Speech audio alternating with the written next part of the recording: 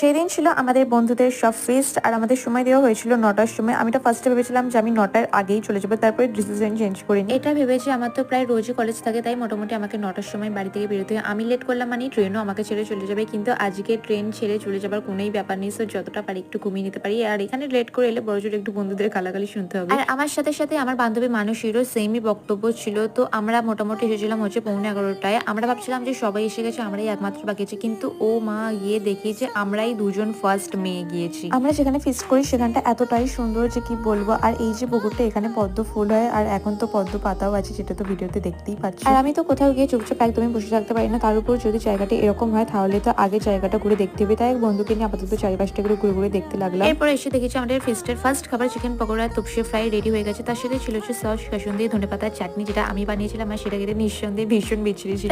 আপাতত এতটুকুই থাকলো, বাকি কি করলাম না করলাম সবটা দেখো পরের পার্টে। আপাতত বাই।